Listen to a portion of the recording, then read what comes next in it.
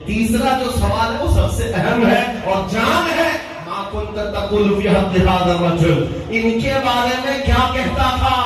حضور کو دکھا کر پوچھیں گے، فرشتے حضور کو دکھا کر پوچھیں گے۔ اچھا ایک فرق میں آپ کو بتاؤں، 3 سوالات بار بار آپ نے سنے ہوں گے، فرشتے 3 سوال کریں گے قبر میں، سنا ہے کہ نہیں آپ نے؟ علماء سے بار بار سنے۔ پہلا سوال، تیرا رب کون ہے؟ یہی ہے نا، تیرا رب کون؟ یہ نہیں پوچھیں گے کون تھا، بلکہ تیرا رب ابھی کون ہے، اور پھر یہ بھی پوچھیں گے تیرا دین کیا تھا، نہیں تیرا دین کیا۔ لیکن تیسرے سوال میں جب آتے ہیں تو یہ نہیں کہیں گے ان کے بارے میں کیا کہتا ہے، کہیں گے ان کے بارے میں کیا کہتا تھا۔ اب تو کہے گا کہ اللہ کے رسول ہے، کیونکہ تجھے پتہ ان کی چلتی ہے۔ اب کیا کہے گا یہ نہیں دیکھا جائے گا۔ فرشتے کہتے ہیں ان کے بارے میں کیا کہتا تھا۔ ما کنت تقول، عربی کا یہ صیغہ ہے، استمرار پر دلالت کرتا ہے، زمانے ماضی میں کیا کہتا تھا دنیا میں۔ اب کیا کہہ رہا ہے نہیں مطلب ہے، اب کیا کہہ رہا ہے یہ نہیں مطلب ہے۔ حشر کے میدان میں بہت سارے دیکھیں گے حضور کی عزت کو تو کہیں گے یہی بادشاہ یہی آقا ہے، اب نہیں دیکھا جائے گا۔ میرے عزیزوں فرشتے پوچھیں گے کیا کہتا تھا، کیا کہتا تھا، تو یہ جتنے اپوزیشن والے ہیں سب اٹک جائیں گے، سب اٹک جائیں گے، کہ ہاں ہاں لا ادری، افسوس ہے نہیں جانتا۔ اور سنی کو پوچھیں گے، مصطفیٰ کریم کے دیوانے کو پوچھیں گے تو کیا کہتا تھا، تو یہ مچل کر کہے گا ان کے بارے میں کیا کہتا تھا۔ وہ تم یہ کہے گا اب تو پائے ناز سے، اے فرشتوں کیوں اٹھوں، ارے مر کے پہنچا ہوں یہاں اس دل ربا کے واسطے۔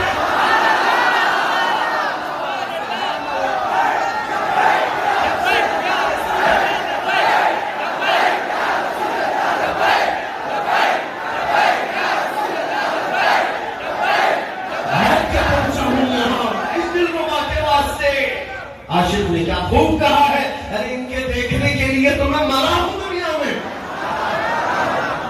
میرے عزیزو ہمارے بزرگوں نے ہمیشہ یہ ہمیں بتایا، سنیوں کا جب جنازہ جاتا ہے بڑا سد دھج کے جاتا ہے، سد دھج کے جاتا ہے، دیکھ کر دور سے لوگ پہچانتے ہیں سنی کا جنازہ جا رہا ہے، اتنے پھول پہنے ہوئے جا رہا ہے، چادر بھی ہری بھری۔ اور ہم نے پوچھا بزرگوں سے کہ اتنا کیوں سجاتے ہیں اس کو، نہلایا بھی ہے، دھلایا بھی ہے، سرما بھی ہے، عطر بھی ہے، یہ تو دولہے سے زیادہ اس کا خیال کیا جا رہا ہے، چلا کے بھی نہیں، کندھوں پہ اٹھا کر۔ بزرگ نے کہا بیٹا آج وہ دیدار رسول کے لیے جا رہا ہے، آج اپنے نبی کو دیکھنے جا رہا ہے۔ ایک تو سنی کہے گا مر کے پہنچا ہوں یہاں اس دل ربا کے واسطے، بلکہ تو جو تاج شریعہ کا چاہنے والا ہے وہ تو یہ کہے گا، نکیرین پوچھے کیا کہتا تھا، وہ بچل کر کہے گا جہاں میں ان کی چلتی ہے۔ ہم تو یہ کہتے تھے وہاں پر بھی چلے گی، قبر میں بھی ضرورت رسول پاک کی ہے۔ عزیزان گرامی اوقات، جس کا سینہ حضور کی محبت سے بھرا ہو پھر وہ کسی بات کا خوف نہیں کرتا، انہی کے لیے قرآن کہتا لا خوف علیہم ولا هم یحزنون، نہ ان پر دنیا کا کوئی خوف ہوگا نہ آخرت میں کوئی رنج ہوگا۔ اللہ کے ولیوں کے بارے میں آیت سنا نا آپ نے، اللہ کے ولیوں کے بارے میں، اللہ کے ولیوں کو دنیا میں کوئی خوف نہیں اور آخرت میں کوئی غم، یہ تو سنا ہے اللہ کے ولیوں میں، لیکن پتہ ہے اللہ کا ولی ہوتا کون ہے؟ بابا چلے والا نہیں، ہاں چوٹی والا، انگوٹیوں والا، چھلے والا، اس کو اللہ کا ولی نہیں کہا گیا ہے۔ غوث پاک فرماتے ہیں جو میرے نبی کی ایک سنت بھی چھوڑتا ہے میرے نزدیک وہ ولی نہیں ہے، جو رسول پاک کے ہر طریقے پر عمل کرتا ہے وہ اللہ کا ولی ہے۔ اللہ کا ولی جو حضور سے کمال درجے کی محبت رکھتا ہے، کمال درجے کا عشق رکھتا ہے، وہ اللہ کا ولی ہے، اور اس ولی کو نہ دنیا میں خوف ہے نہ آخرت کا غم ہے۔ عزیزان گرامی اوقات، نکلو اس غم اس خوف سے۔ آج مجھے ہر جگہ یہی بار بار کہنا پڑتا ہے، انشاءاللہ العزیز 1 گھنٹہ آپ کے سامنے کھڑا رہو، میں بار بار یہ جملہ دہراتا ہوں، اٹھ کر جانے کے بعد بنگلور والے اتنا تو ہوگا کہ دل چوڑا کر کے جائیں گے انشاءاللہ، سینہ چوڑا کر کے جائیں گے، اور کسی پر آتنک مچانے کے لیے میں نہیں کہتا، بلکہ سراسیمگی نکال کر بے خوف ہو کر جینے کی بات کرتا ہوں۔ جب ہمارا یقین ہے ہمارا دین سچا ہے، قرآن سچا ہے، رب سچا ہے، رسول سچا ہے، سب سچا، سر झुका कर क्यों सर उठा कर जिए? सर झुका कर उन्हें जीना चाहिए जिनके यहाँ चोरी चकारी और न जाने कितने ऐसे मामलात हों जिसका दीन पाकीज़ा है, मुक़द्दस है और अमन लाने के लिए दुनिया में आया है। उस दीन से वाबस्ता किसी नौजवान को न ही सरासीनगी में जीने की जरूरत है, न सहम कर जीने की जरूरत है। इसीलिए बार बार मैं इस नुक्ते पर आ रहा हूँ कि फख्र करना हो तो मुस्तफ़ा के नाम पर फख्र। बेगम वारिसी रहमतुल्लाह अलैह बड़े आशिक रसूल गुजरे हैं और उनका एक शेर मुझे बड़ा पसंद है। वो कहते थे, सगे तैबा सब मुझे कह कर के पुकारे बेदम। दीवानों की बात भी देखें, सगे तैबा सब मुझे कह कर के पुकारे बेदम, यानी उनकी ख्वाहिश तो पूछो कैसी ख्वाहिश है। बेदम वासी कहते हैं, मेरी ख्वाहिश इतनी है कि पूरे दुनिया वाले मुझे हुजूर का कुत्ता कहकर पुकारे, मदीने का कुत्ता कहकर पुकारे। ये कैसे फख्र की बात है। है मेरे अजीजों, दुनिया तुम्हें गुलाम कहती है अगर नबी का, तो क्या कोई एतराज है आपको? बुरा लगता है? वो औलिया वो कहते हैं दुनिया हमें कुत्ता कहकर पुकारे, इसी में हम मस्त हैं, नबी का कुत्ता कहकर पुकारे। अजीजा ने ग्रामी ओकारो कहते हैं, यही रखी हो मेरी पहचान मदीने वाला। हुजूर के दरबार में इतनी दुआ है, आका मेरी पहचान इतनी रखी है। फख्र करने का तरीका जो बुजुर्गों से हमने सीखा, उस इमाम की बारगाह में चलो बरेली के ताजदार, जिनको अल्लाह ने उलूम व फनून का बहर सखार अता किया।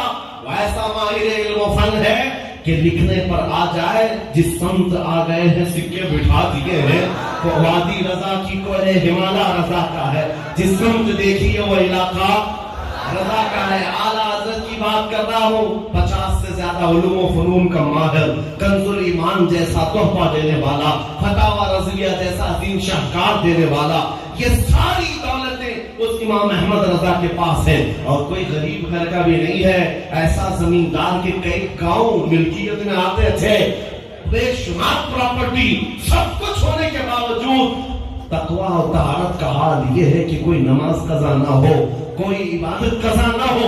सब होने के बावजूद जब उनके इंट्रोडक्शन की बात आती है, पूछो उनसे आप कौन हैं, वो ये नहीं कहते नकी अली खान का बेटा हो, रजा अली खान का पोता हो, बरेली का जमींदार हो, फतावा रज़विया लिखने वाला हो, हदायत के बख्शिश देने वाला हो। नहीं, वो बरेली का इमाम कहता है, मेरा तारुफ पूछते हो, मेरा नाम सिर्फ इतना है, उस गली का कदम हूं मैं जिसमें नाक पे ताजदार फिरते हैं।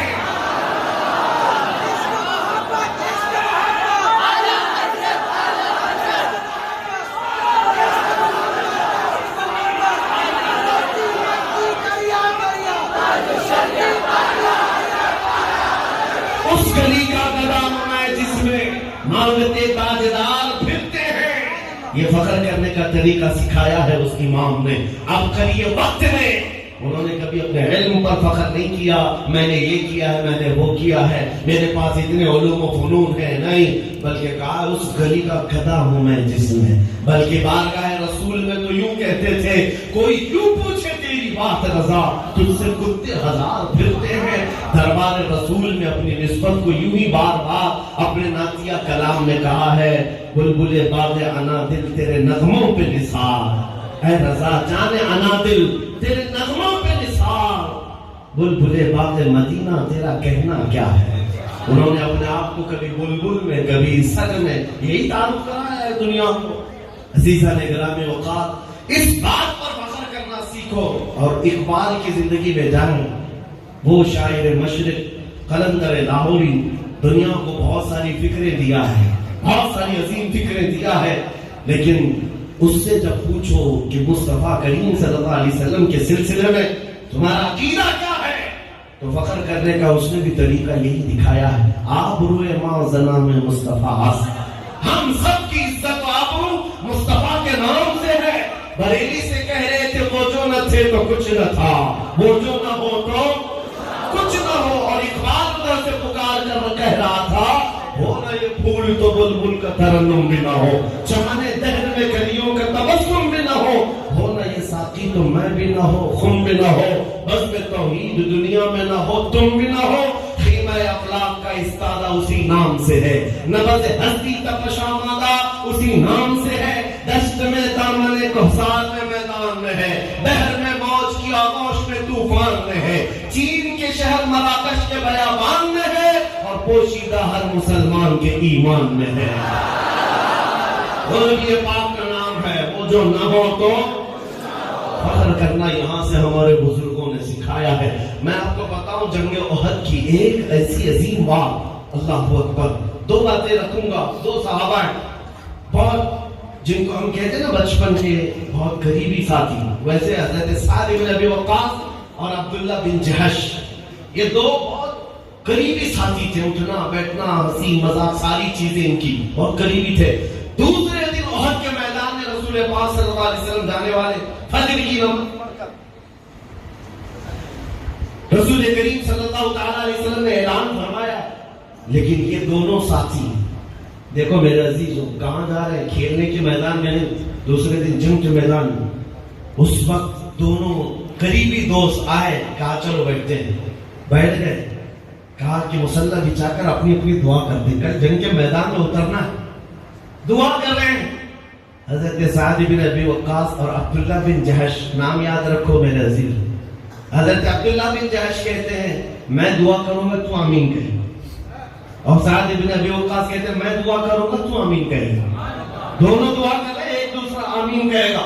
حضرت سعد بن ابی وقاص پہلے ہاتھ اٹھاتے ہیں، اے مولا کل احد کے میدان میں ہم اتریں گے تیرے نبی پاک کا پرچم بلند کرنے کے لیے، رسول پاک کے سپاہی ساتھ میں ہوں گے، اے رب العالمین تیرا یہ سعد بن ابی وقاص صرف تجھ سے یہ بھیک مانگتا ہے، کل میدان میں اتروں گا، یہ نہیں کہ جان میری بچا لینا، سلامتی کے ساتھ نکال لانا، کہتے ہیں مولا کل میدان میں جاؤں گا تو جو دشمنوں کا سب سے بڑا پہلوان ہوگا اس کو میرے سامنے کر دینا، مولا اس کو میرے سامنے کرنا، تیرے نبی کی محبت میں کبھی میں اس کو ادھر سے ماروں گا، کبھی ادھر سے ماروں گا، کبھی ادھر سے کاٹوں گا، کبھی ادھر سے کاٹوں گا، اور اس کے سینے پر میرے مصطفیٰ کا پرچم نصب کروں گا، اس سے مقابلہ کرتے کرتے جو پہر ہو جائے، شام ہو جائے، تھک ہار کر کے میں صرف تیرا ہی نام پکاروں، صرف تیرا ہی نبی کا نام پکاروں۔ یہ دعا کر رہے ہیں اور حضرت عبداللہ بن جہش پیچھے سے آمین آمین کہہ رہے ہیں۔ جب ان کی دعا ہو گئی، کیا دعا کیا؟ کل کے میدان میں سب سے بڑے دشمن سے میرا مقابلہ ہو۔ یہ کون تمنا کرے گا؟ کون تمنا کرے گا؟ ارے ہر کوئی اپنی سیفٹی کی کوشش کرتا ہے، ادھر سے بچ جاؤں ادھر سے بچ جاؤں، وہ کہتے ہیں سب سے بڑا جو طاقتور ہوگا اس سے میرا مقابلہ ہو جائے۔ اب عبداللہ بن جہش کہتے ہیں بھائی تیری دعا ہو گئی، اب میری دعا شروع ہے، تو آمین کہہ۔ عبداللہ بن جہش کہتے ہیں اے رب العالمین تیرا یہ عبداللہ آج تیرے دربار میں بھیک مانگتا ہے، کل احد کے میدان میں تیرے نبی کے ساتھ ہم اتریں گے، ان کی عزت کی بقا کے لیے، اسلام کے پرچم کی سربلندی کے لیے، جب میں میدان میں آؤں اے مولا تیرے نبی کی محبت میں، تیرے نبی کی محبت میں کبھی تیر مجھے ادھر سے لگے، کبھی ادھر سے لگے، کبھی ادھر سے لگے، کبھی پیچھے سے آئے، کبھی سر کے اوپر سے آئے، کبھی آنکھ میں آ جائے، کبھی ران میں آ جائے، مولا ہر جگہ سے تیر آئے اور پھر لوگ میرے جسم کو ادھر کاٹے ادھر کاٹے، تیرے نبی کے نام پر میرے ٹکڑے ٹکڑے ہوتے رہے، اور پھر ہر ٹکڑے سے تیرے نبی کی محبت کی خوشبوئیں آتی رہے، میں تیرے نام کا نعرہ لگاتا رہوں۔ دونوں کی دعائیں بڑی عجیب ہے، یہ دعا کرتے جا رہے ہیں، وہ آمین کہتے جا رہے ہیں، آمین کہتے جا رہے ہیں، دونوں کی دعا مکمل ہوئی، گلے ملتے ہیں۔ انہوں نے کہا تھا میرا دشمن سے مقابلہ ہو، اور یہ کہتے ہیں تیرے نبی کے نام پر ہر جگہ سے تیر آئے۔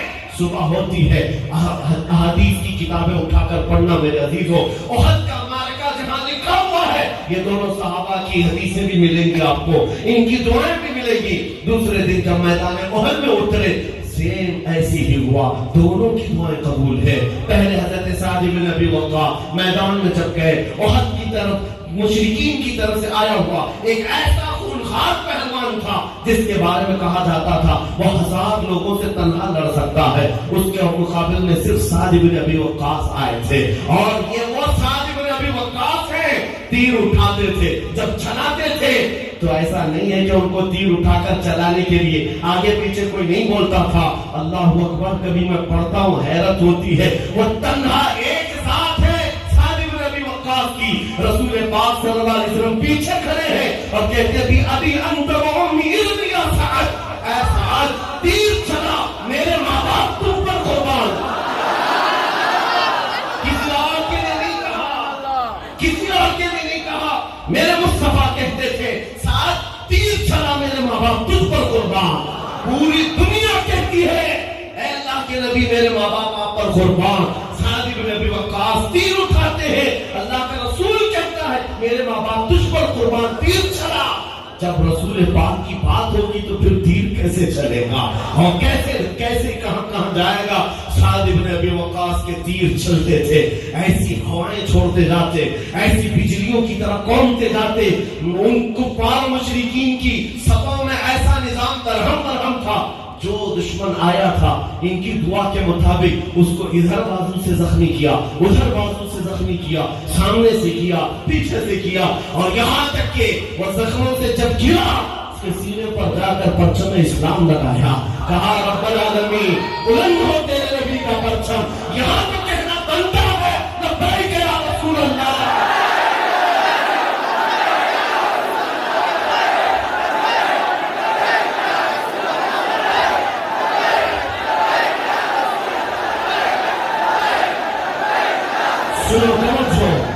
دعا سعد بن ابی وقاص کی بھی قبول ہوئی. عبداللہ بن جہش یہ وہ صحابی ہیں جو رسول کریم صلی اللہ علیہ وسلم کے چہتے صحابہ میں سے تھے, حضور پاک کے مشیروں میں سے تھے, حضور اکرم صلی اللہ علیہ وسلم کی محفل کے حاضر باز تھے. جب آئے ارے دیوانہ باہر آئے تھے, میدان میں آئے تھے اور صفوں میں گھس گئے اور ایسے داخل ہوئے کہ ان پر تیروں کی بوچھار شروع ہو گئی. دشمنوں نے ان کو مارنا شروع کیا, کبھی تیر سامنے سے, پیچھے سے, دائیں سے, بائیں سے, یہاں تک کہ ان کی دونوں آنکھوں میں تیر چلے گئے, ان کی رانوں میں, یہاں تک کہ جب یہ شہید ہو کر گر پڑے کافروں نے ان کے جسم کے 80 ٹکڑے کیے تھے اور ہر ٹکڑے کو رسی میں پرو کر ہار بنا کر پہنا تھا. اور جب ان کے ٹکڑے ادھر ادھر گرے ہوئے تھے, سعد بن ابی وقاص کے بہت قریبی ساتھی تھے, بہت قریبی ساتھی تھے, دن رات کی گفتگو ہوتی تھی, دن رات کی لگن تھی. جب جنگ ختم ہوئی سعد بن ابی وقاص گزر رہے تھے اور دیکھا عبداللہ بن جہش کے جسم کے ٹکڑے گرے ہوئے ہیں, ہل رہے ہیں, ابھی جان باقی ہے. اس طرح کے الگ الگ ٹکڑے ہو گئے, گوشت تر و تازہ ہے. گزرتے ہوئے جانتے ہو رسول اللہ کا یہ جانباز سے صحابی کیا کہتا ہے, اے عبداللہ کل کی رات تھی, میں نے بھی دعا کی تھی, تو نے بھی دعا کی تھی, وہ رب رحمان ہے, میری بھی سن لیا, تیری بھی سن لیا, لیکن وہ حد کا میدان بتا رہا ہے میری دعا سے تیری دعا بہت افضل تھی, اس لیے کہ مارنا اور ہے, مصطفیٰ کے غم میں مر جانا اور ہے. جہاں عشق مصطفیٰ روز وضو کرے خدا, جس کو ہو درد کا مزہ, نازے دوا اٹھائے کیوں, پھر کے گلی گلی دوا, ٹھوکریں سب کی کھائے کیوں, دل کو جو عقل دے خدا تیری گلی سے جائے کیوں. اقبال کہتا ہے یہ غازی یہ تیرے پراسرار بندے جنہیں تو نے بخشا ہے ذوق خدائی, تو نیم ان کی ٹھوکر پہ دریا و صحرا, سمٹ کر پہاڑ ان کی ہیبت سے رائی, تو عالم سے کرتی ہے بیگانہ دل کو, عجب چیز ہے لذت آشنائی, عجب چیز ہے لذت آشنائی. جو نبی پاک کی محبت پر فخر کرتا ہے وہ اپنے جسم کے ٹکڑے ہونے پر کبھی خوف نہیں محسوس کرتا. عزیزان گرامی اوقات, آج یہ وقت کی ضرورت تھی جو میں نے آپ کے سامنے رکھا ہے. لوگوں کو آج ایسا لگتا ہے جیل چلے جائیں گے, سلاخوں کے پیچھے بند ہو جائیں. ہمارے ابھی بھی میرے شہر ہبلی کے 150 کے قریب نوجوان 1.5 سال سے زیادہ جیلوں میں بند ہیں. حضور پاک کی محبت میں آواز اٹھائی تھی, کسی استاد کے خلاف کھڑے ہوئے تھے, ان کو سزا دی جا رہی ہے اور ابھی تک جیلوں میں بند ہیں.